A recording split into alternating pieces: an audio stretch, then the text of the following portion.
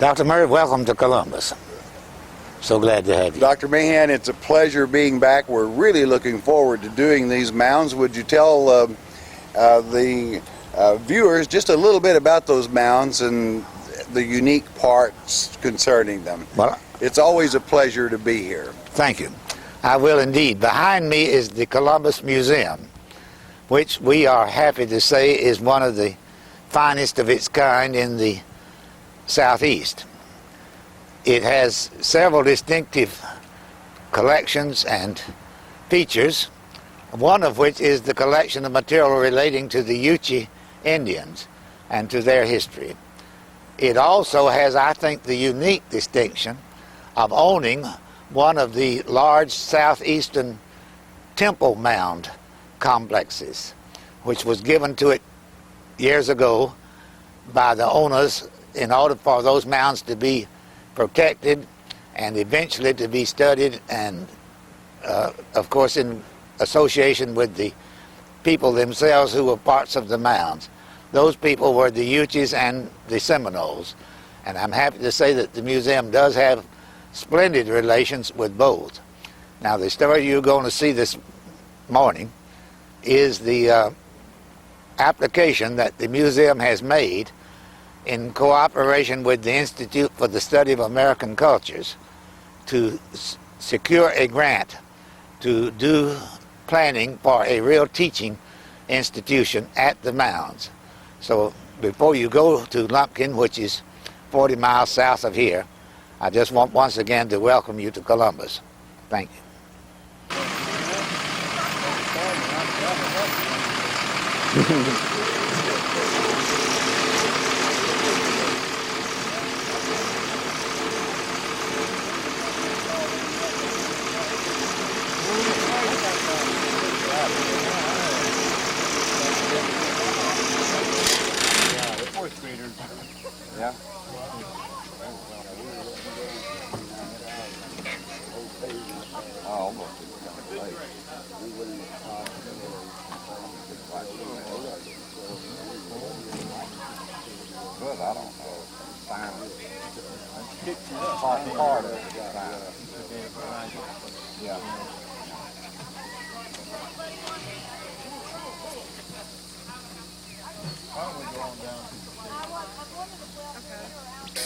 Ladies and gentlemen, it gives me great pleasure to present to you Mr. Frank Snell with the Columbus Museum. Thank you for allowing us to come along on your class here. Well, thank you very much. I've enjoyed having the people down here to see this very important place. Right, and we're going to put some plugs in for you and let people know what you're doing here, and it's admirable, and we're certainly with you 100%. Thank you for allowing us to tail along. Well, thank you.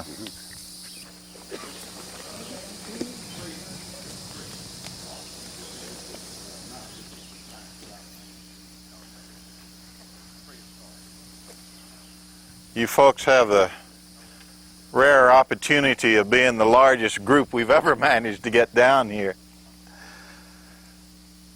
And I think you'll discover that this is a fascinating place.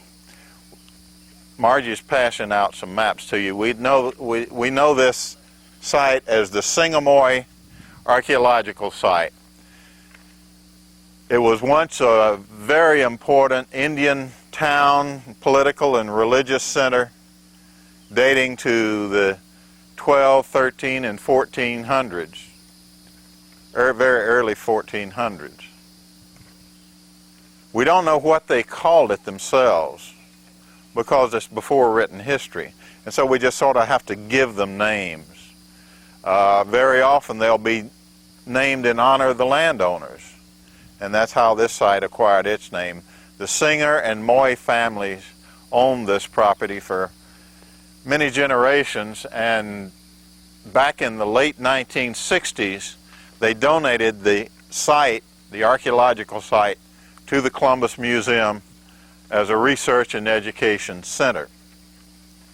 Over the years we've conducted excavations here at different times when we had people and funds that allowed us to do that, and we learned a great deal.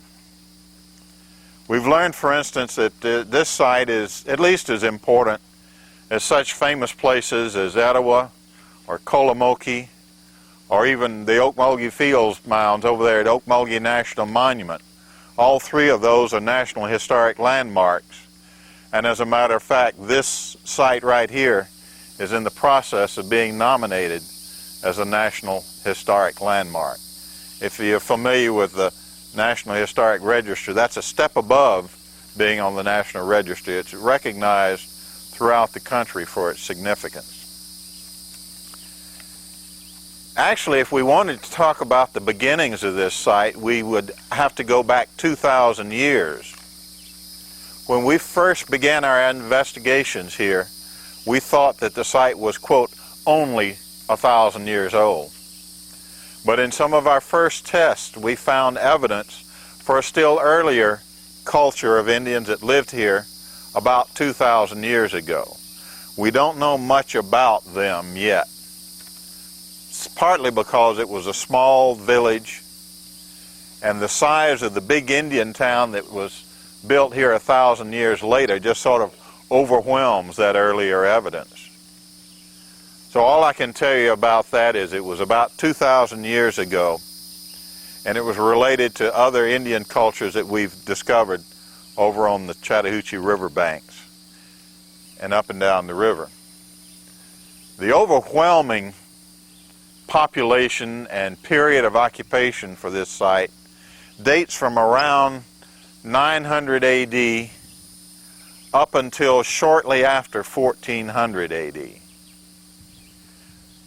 The reason we know that is through a combination of things. One of them is there are similarities between the culture of Indians that lived here and other cultures that lived over on the river, and we have some radiocarbon dates from there.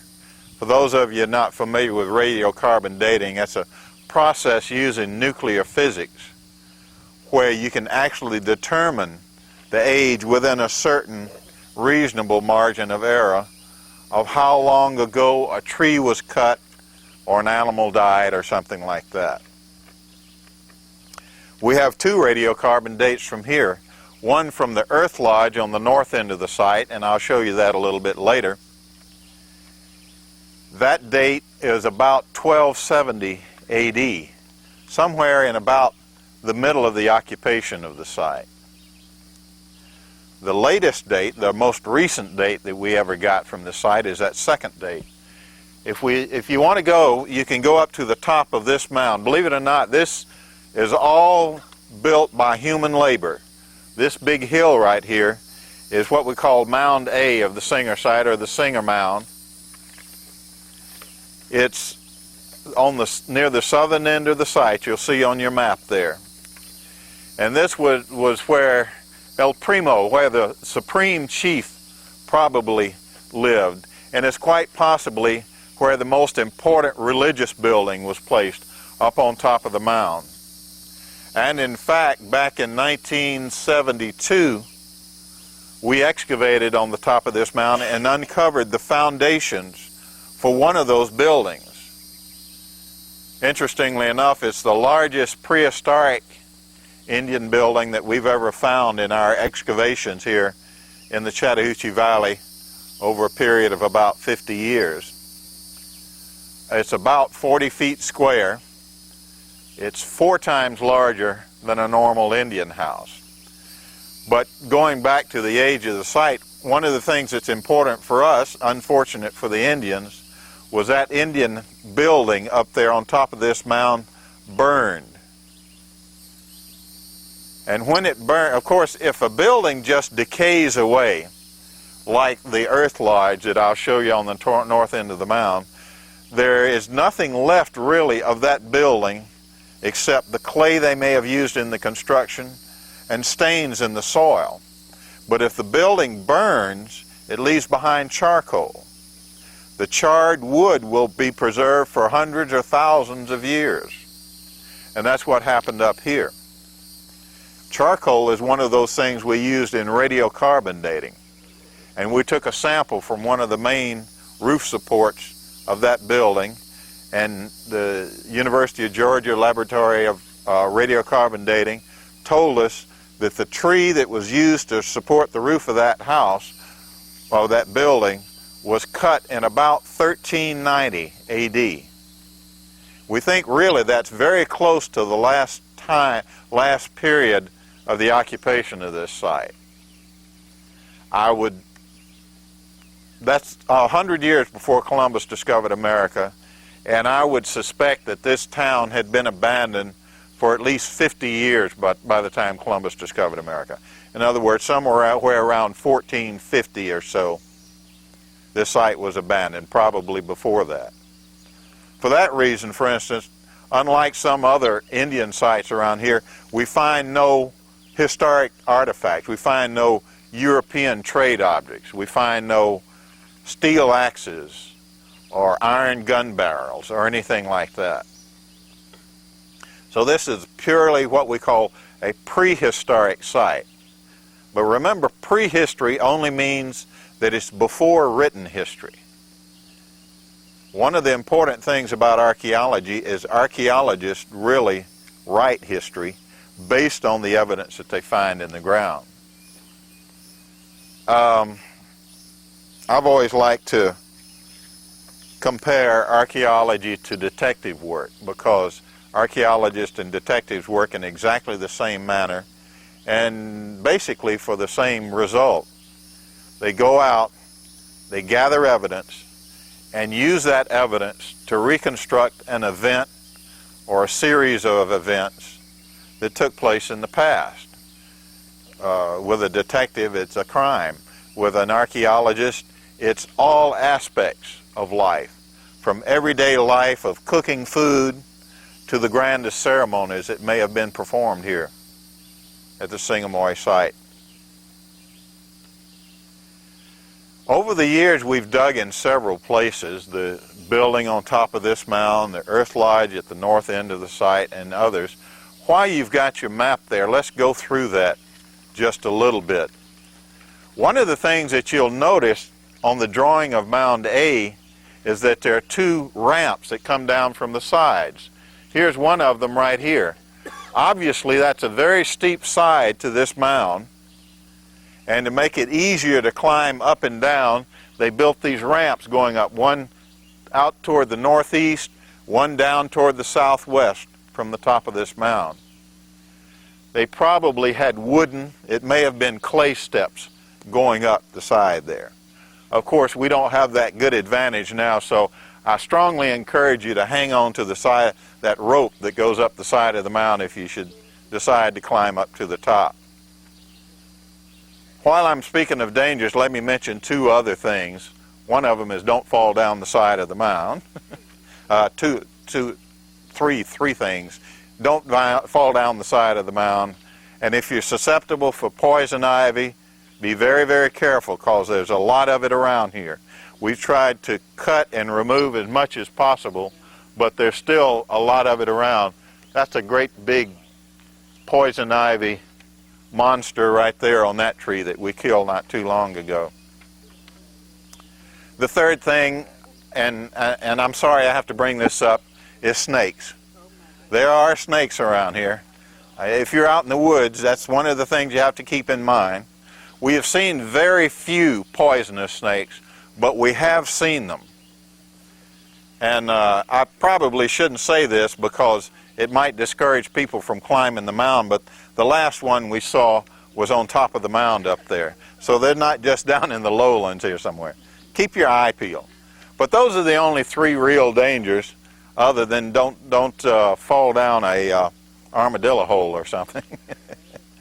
Like everywhere else in southwest Georgia and southeast Alabama, we've been overrun with armadillos now, and you'll see little rooted out spots all over the place from where they've been grubbing. But let's get back to the Moye site and the archaeology of the area. Mound A is the main mound on the site. One of the things that's not shown in that map is that the whole lay of the land slopes down from north to south.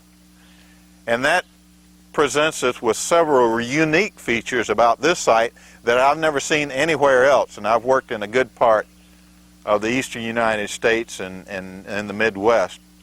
And that is, every one of these mounds is higher on the south side than it is on the north side. Give you an example. That's pretty impressive there. Looking up at this mound, that's about 37 or 38 feet high. But if you go to the south side of the mound, it's closer to 47 or 48 feet high because the earth, the general lay of the land slopes down. You may have noticed when you went around this little mound here, it looks much higher from this side than it did from the other side. The Indians, of course, were making the tops of the mounds perfectly level, and when the ground sloped, it ended up with an arrangement like that. The Indians obviously were very good engineers. You notice Mound D at the top of your map. They also were people who didn't do unnecessary work. Now this mound is built entirely by human labor, one basket full at a time. There must be several hundred cubic feet of earth, several thousand cubic feet of earth inside of this mound. We've never done a calculation on it, but it involves a huge amount of human labor. Mound D up there at the north end of the site, in terms of surface area, is even larger than this one, although it's not as high. Mound D's not marked. Oh, I'm sorry. Okay. The unmarked mound there at the north end of the site is even larger than Mound A in surface area. As a matter of fact, to give you some sense of scale, Mound D up there at the north end is about the size of a football field. Is that it, Frank? That's straight ahead? No, it's right up, straight north of us this way. This is Mound B, as in Baker, over here. Mound D, as in dog, is up at the north end of the site. That one's about 10 feet high on the south side and only a foot or so high on the north side. So it's the most extreme example of this difference in height in order to make the top level. The thing that surprised us when we tested that mound is we discovered that it was not entirely a product of human labor. The Indians were very sharp. They took a natural ridge that was there and just squared it off and made it into a platform, so it has very little fill dirt in it, unlike this one right here.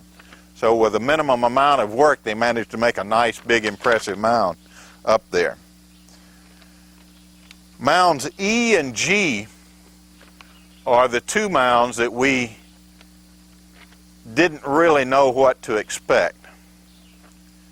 Most of the mounds of the era that these were built are large flat-top platforms like this one, Mound D, Mound C, B, F, and so forth. And they were built primarily for one purpose, and that was to have buildings on top of them.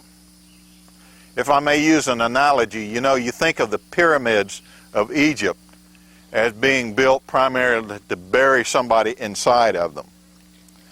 The pyramids of Mexico and Central America, on the other hand, were primarily built as platforms that important buildings would be placed on top of them. Whether it was to place them closer to heaven or just above the level of the ordinary peons, I don't know. There can be a lot of discussion about that. But the idea is buildings were placed on top of these platforms. Well, these mounds served exactly the same purpose as the pyramids of Mexico. In fact, I've always firmly believed that they were inspired by the same historical origins. The only difference between these pyramids that we now call Mississippian Indian mounds and the Aztec and Mayan pyramids was that in Mexico and Central America, usually they faced their pyramids with stone and put stone buildings on top of them. The Indians down here didn't do that.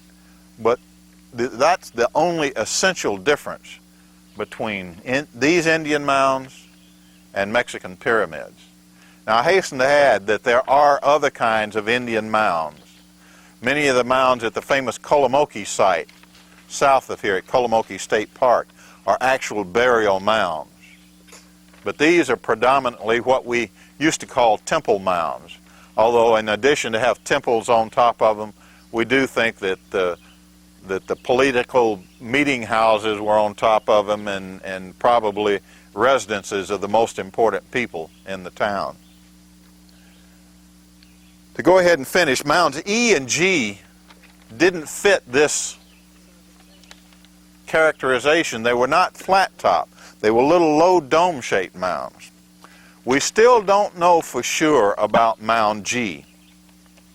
It's the one the furthest south, the one we've done the least amount of investigation, and it may be simply that all the trees growing up and things have happened have disturbed it enough so it's not as clear as these. Mound E, however, clearly was not a flat top mound. And in fact, that's the first thing that we tested when we began our work here in 1967.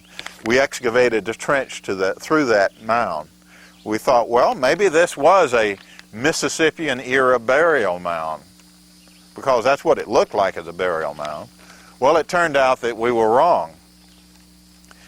That mound covered the remains of an ancient ceremonial building. I mentioned earlier that we got a radiocarbon date of around 1260 or 1270 AD from that building.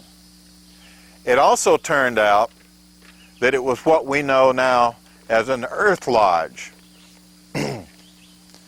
Most of you are probably not familiar with the earth lodges of South and North Dakota. Back in the late 1950s, I was working for the Smithsonian Institution, and we excavated many of those. If you've heard of them, you've probably heard of the earth lodge at Okmulgee National Monument, which is a big circular building.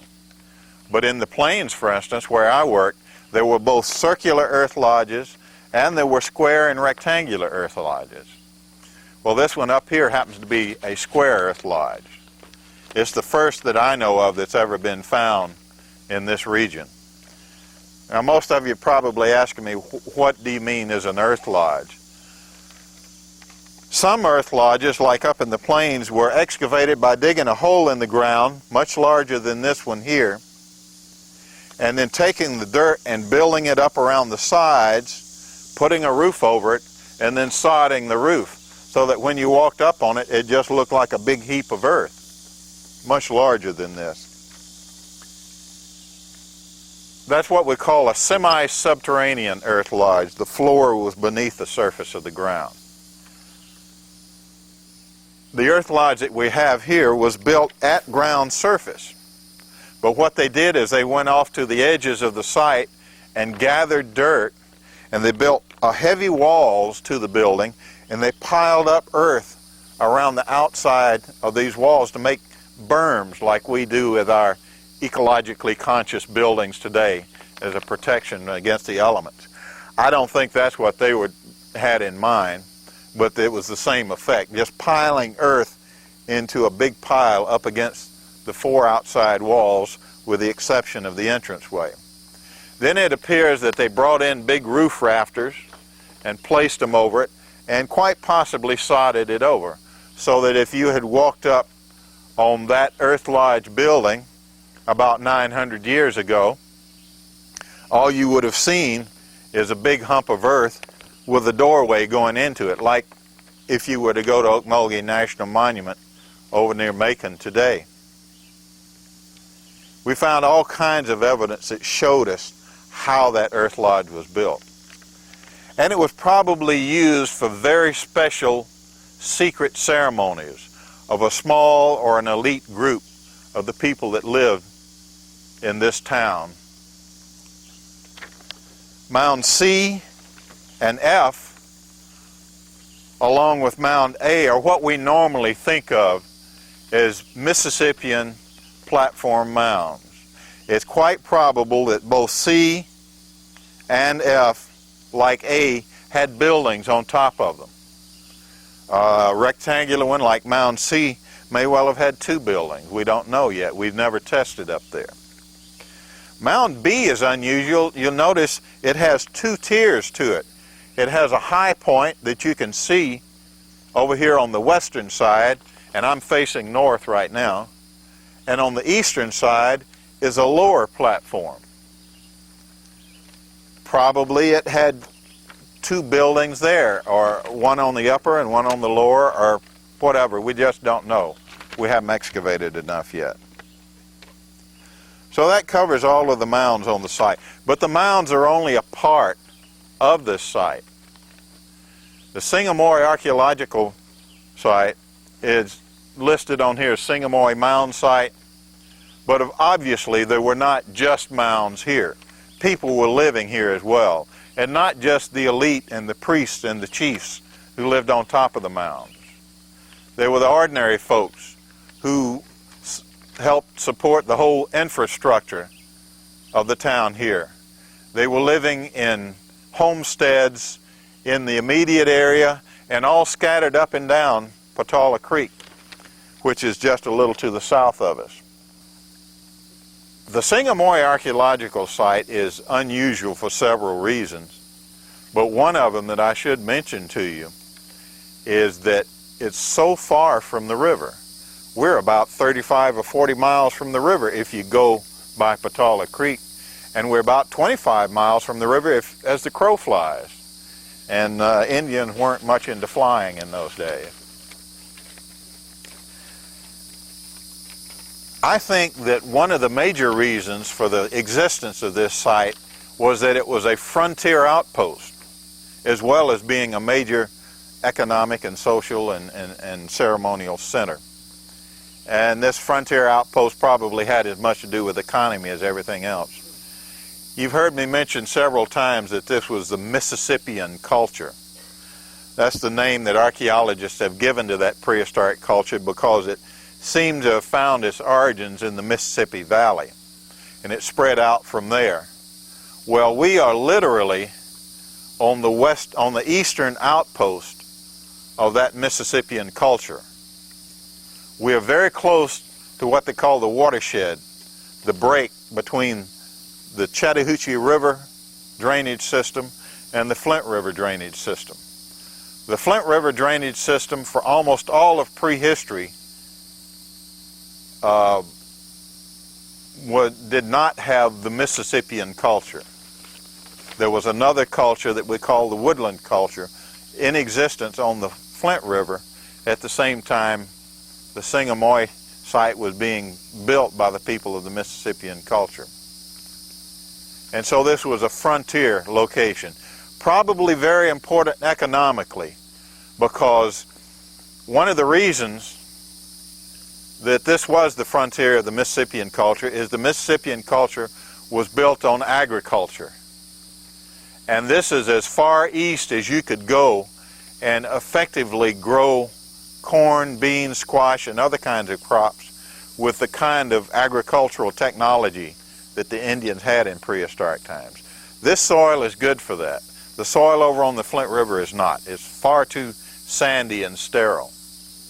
But there were probably many things produced in the Flint River Valley and on eastward that didn't come from here, things that were good in the sandy river valley. And so probably this was a main trading site between the Indians of the other culture to the east and things that people of the Mississippian culture traveling all the way westward to Oklahoma needed. So I think it was very important from that standpoint as well.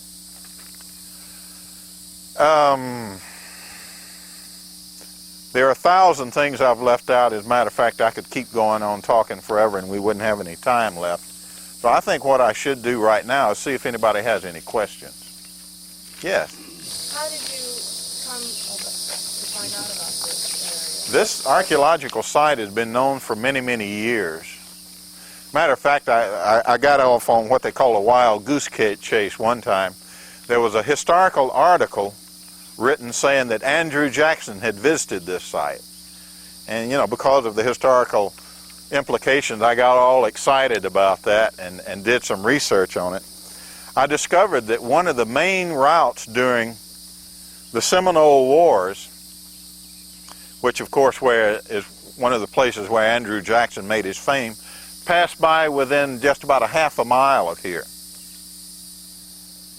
And I went back to the original documents and I went back to that article. Unfortunately, it turned out that the person who wrote the article said, well, if he came within a half a mile of here, surely he must have come over and visited the Indians that were living here. Of course, one little detail, the Indians had been gone from here for several hundred years. So he may have visited here, but there would have been nothing to attract him other than to wonder at the mounds like we do. So I guess what I'm trying to say is they've probably been known for a very long time. They are marked on many of the earliest maps of the region. And on the state highway maps, the county maps, it's been marked from long ago. And on the modern Geological Survey topographic maps, it's marked. So it's been known for a long time. Was that land cleared by recent? That land was cleared by two people. Where are they? Oh, okay. We have two volunteers that have worked very hard and very faithfully for a number of years doing this clearing right here. Up until just a few years ago, it was more grown up than you see over there. It's been a phenomenal undertaking for them, and it's amazing what they have accomplished. But by doing that, you can see far, far more than has ever been seen of this archaeological site. And they're continuing to work. You can see the piles of brush that'll be burned when it's safe to burn them, and we'll eventually get the whole site cleared and make it much more accessible and much more visible to the visiting public like this. I think they would be in fact We're pedaling as hard as we can go. We hope in the very near future, as a matter of fact, we have plans for a major project down here if we can get adequate funding to open it up further, to make it accessible to the public, and really start a formal educational program down here in archaeology. That's right, yeah. And we plan to make it a versatile kind of program. One of the things we hope to have down here is an archaeological field school. Most archaeological field schools are intended for college students. And we want to make it available for college students, but we want to also make it available for anyone who would like to come and learn about how archaeology is done and about the prehistory and early history of the region that can be unveiled through archaeology. We have had a number of field schools down here, brief, one-shot deals. Matter of fact, we're going to have one next month. I usually try to restrict it to kids who are 16 and older, from 16 to 86 or somewhere in that neighborhood.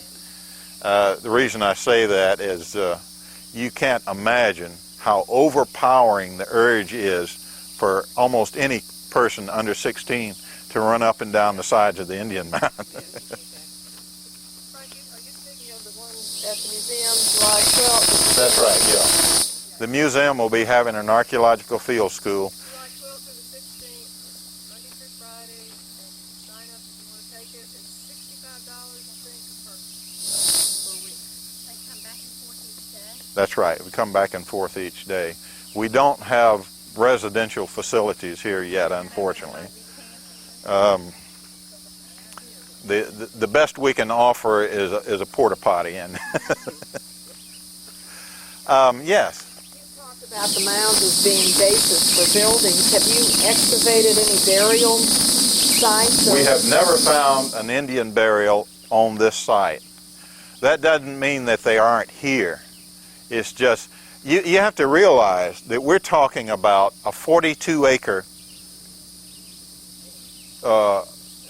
area of land, and we have probably excavated less than 1% of that.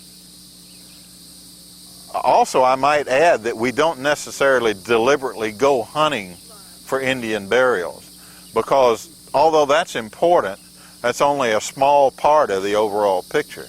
we have gotten all kinds of very important information from all of our other excavations as well.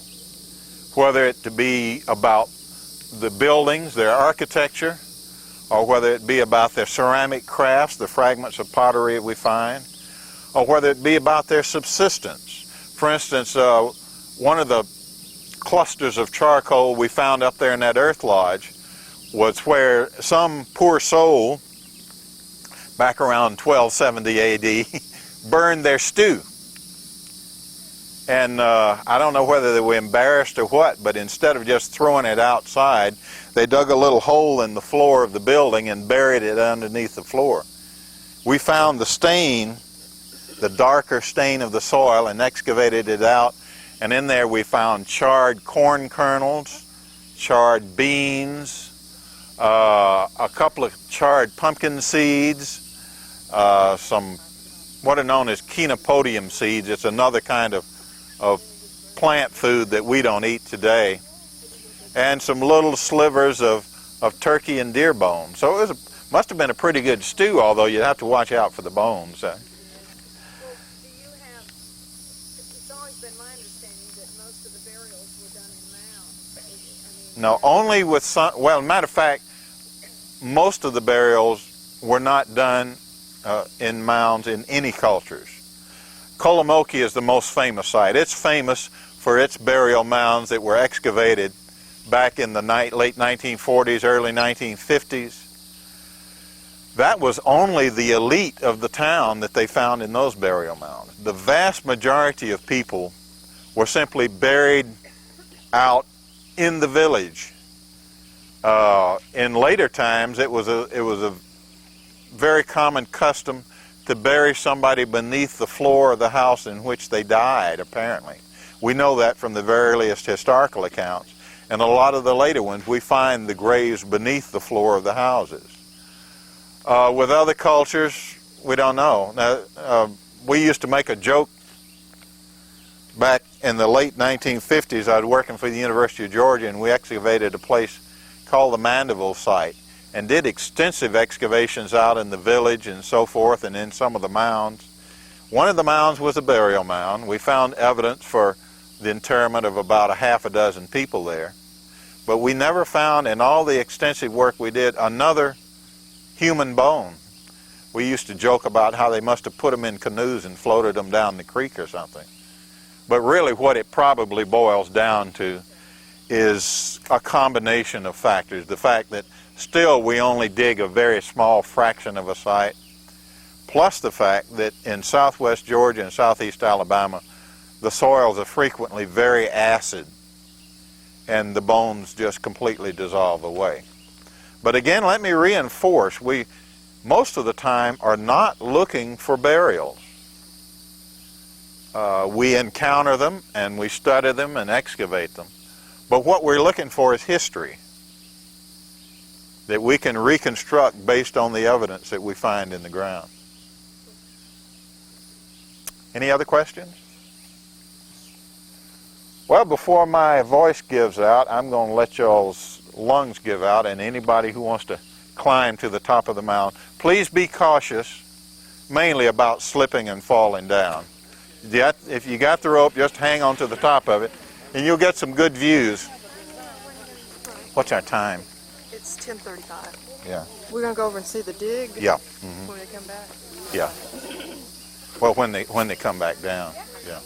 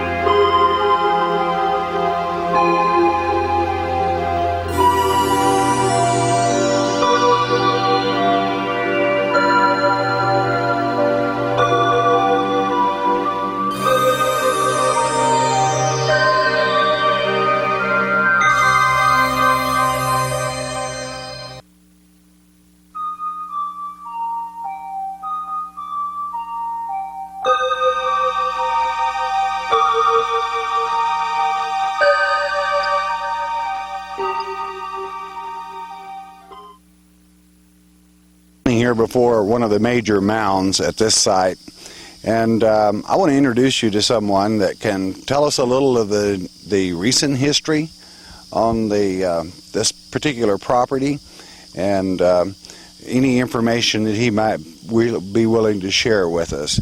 It gives me great pleasure to introduce you to Mr. Moye. It's a pleasure having It's a pleasure having you out today. I'm going to let you just take this mic and tell us a little bit about the history and the property and so forth. Well, this property has been in my family from about 1870 or so up until about 1966. It had been farmed, a good bit of it had been farmed over the years, and so there was maybe some of the mounds weren't as noticeable as might have been if they weren't. My dad acquired the property and from a relative of his, and he recognized it for being what it is, a major archaeological site.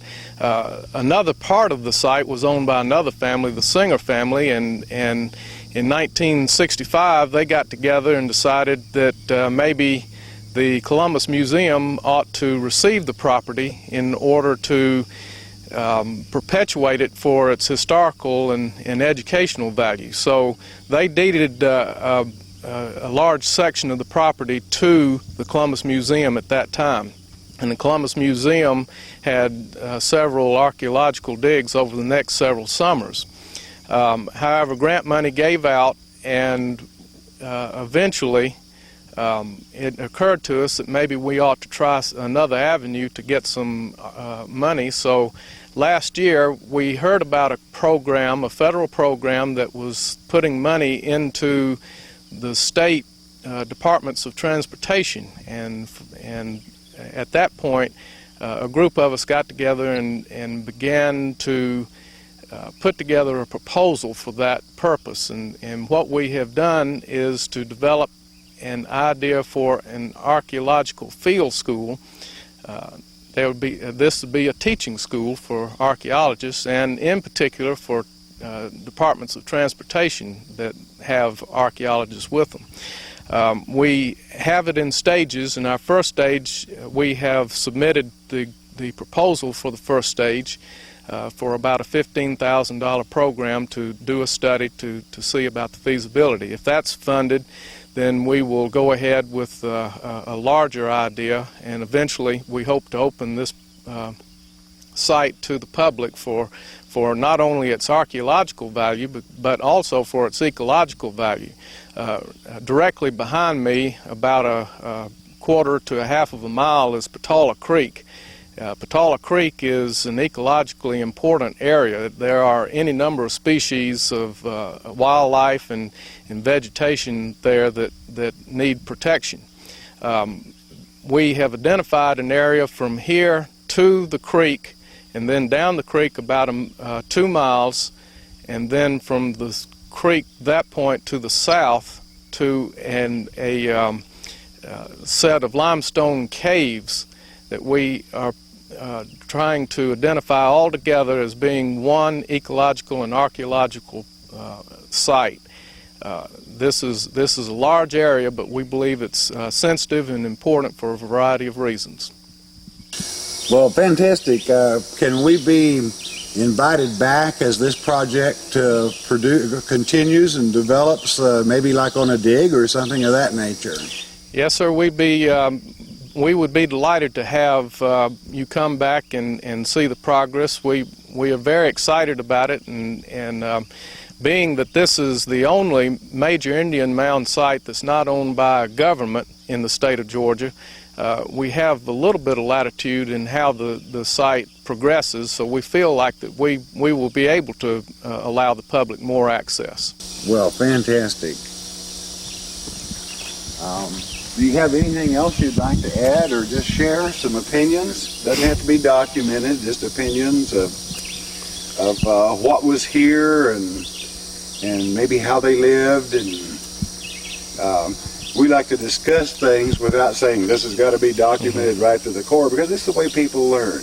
And a person that has been on site and has that has opinions. I think it's wonderful if we could just share those. I just wonder if you might have some opinion or conclusion that you'd like to share with us on the area. Well, I grew up here. My home is about 4 or 5 miles north of here, and it was just a natural thing for us to come down here on a Sunday afternoon and look around and enjoy the property.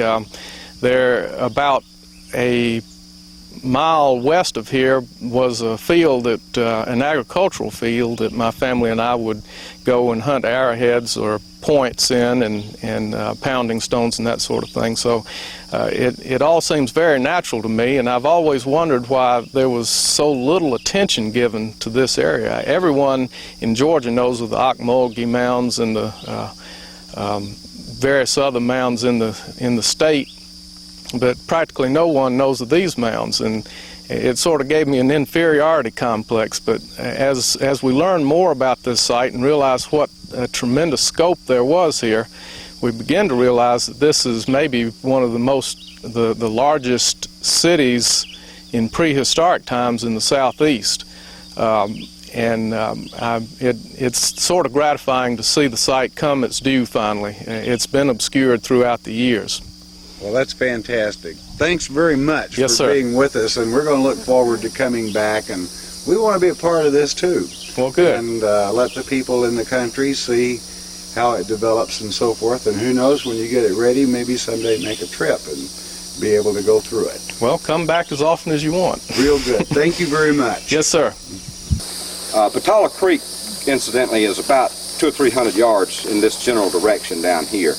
And just a little ways behind us here, there's another little natural terrace that drops off, and then it gets kind of swampy from there down to Patala Creek. But this area all out in here was apparently farmed by the Indians at one time, and then by the European settlers at a later date. So this was plowed, I'm figuring, at least to at least a few more feet back here, where this other little natural terrace drops off, which you can't see for the growth there now.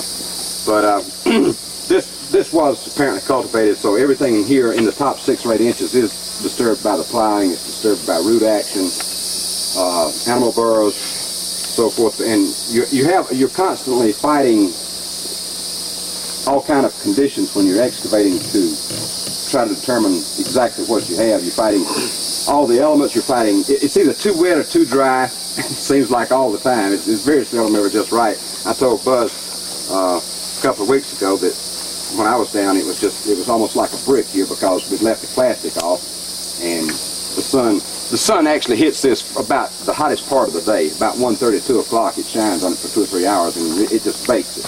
So I put the plastics back over, and that helps sort of retain some of the moisture, so it's not quite as bad this morning. Have you told them how long you've been digging here? No, I'm not going to tell them that. Archaeology is slow and meticulous work. I didn't tell them that I will tell them. It's been about 3 years. But I did tell them that we didn't dig every day, or even every week. We missed some weeks some days. And we're doing other things part of the time that we are here. Somebody asked me earlier, who did all of this clearing out here? I can point at 2 people, Don Gordy and Buzz Cornwell over here, and they've done 99.9% of it. I claim 1/10 of 1%. Why? How are they associated with the museum? They are strictly very faithful volunteers. And live in town and just drive out into Yeah, Don has I live 100 miles from here. Don has worked for me for a long time. 5 or 26 years. He was originally an archaeologist with the University of Georgia, and we had a cooperative project down here in 1967. The University of Georgia sent Don down, and we just sort of held on to him ever since. Getting back to the mound construction, this would be upside down for you folks on this side, but say this is original ground level, and the Indians come in and bring some soil and build it up, say 3 or 4 feet high, and put a structure, or maybe 2, on the top of that summit. And then in a change, or 20, 30 years later, whatever, a change, chiefs or priests or whatever, they decide to tear these buildings down, burn them. They bring in more dirt and build it up and do the same thing later. And you just get a pancake style, build up of, and that's why this one is so much higher than, say, this one or some of these others. Partly a function of age, in other words. It's probably the oldest mound on the site. Right. Added to it. Right. How do you protect that from rain when you have a torrential and it will fill up, won't it? But you cover it over with We cover it over with plastic, basically, and that helps protect it from the drying out so much, and it helps protect it from erosion, too. So, have you presented some drilling? If I was you, I couldn't wait no more. I'd have to drill a hole. Well, that's one of the things that we have to work hardest at on beginning archaeology students. Yeah. We call it the China syndrome. You may have heard the phrase before. Have you done all of the digging with that little thing in your pocket? That. Yes, ma'am. You dig all of that with that. That's right. Well, no, I take that back. Sometimes I did use a grapefruit knife. Frank, you just messed up the concept. I thought I understood you to say that all of the platform mounds were the same height. They're the same elevation. I don't know that for sure. Same elevation. Yeah, they're different heights from the ground level. But what Mac is talking about is that we were surveying the top of this mound one time, and just for the heck of it, I swung my transit around and shot it at Mound D. The one on the north end of the site, what is it, maybe 1,000 feet away? It's within about 6 inches of being exactly the same elevation, even though it's only 10 feet high up here and 45 feet high here. They're the same elevation. So maybe when they built their mounds up, they built them all up equally, so they'd all stay the same height. That's a possibility, too. Yeah. But when I say the older a mound is, the larger it is, the more likely, the higher it is. I think that's generally true. Now, there may have been two things playing here at the same time, both age and elevation. One of the things that you have to reconcile yourself to in prehistoric archaeology is there are always going to be hundreds of questions that you have that you never get answered. One of my favorite jokes, that there's sort of a division between prehistoric archaeology and historic archaeology. I say that I do a good amount of historic archaeology, digging up the remains of our ancestors. By that I mean mostly buildings and so forth. But I find historic archaeology very frustrating. I can dig up an artifact here and never know what it is, and it bothers me a little bit. I can dig up an artifact that my great-great-grandfather might have buried in the ground. I don't know what it is, and it drives me crazy. One thing about this pit in here that we look for is some of the changes in color. And if you notice, there's a change in color here. We don't know what was burnt there, but there was a burn here at one time. Off on this side, you'll see this lump sitting up on that thing. We believe that was possibly old daub off from a building. Wall plaster, yeah. It did not burn, and it's salt. I mean, it's yellow looking. I don't know whether you can tell. It's as opposed to the red over here. It may be. Well, it's kind of gotten all. You see the lighter color there. It's basically that lighter color. And if it had burned, it would have been dark red. Don, one of the questions that was asked earlier was, where did all the dirt come from for the mounds? Yeah, there are several bar areas, or bar pits, what we call bar pits, over along this edge, and of course there's some up on the north edge of the site too. But the dirt, most of the dirt from these mounds apparently came from right over here. There's another little stream right over here, and then there's a gradual drop off in a little bank between here and the stream. So they were cutting back into that bank. They mean stream here that feeds the Tall Creek. It goes into the Tall. It's just small. Yeah, give y'all a little history lesson in language. All of you, I'm sure, have heard of borrow pits. Does anybody know the origin of the term? You take one and give something else. No. It was in England. They had mounds as well, and they were called barrows. And a barrow pit was a hole you dug in the ground to build the barrow with. So a barrow pit is a hole in the ground technically to build an Indian mound with around here.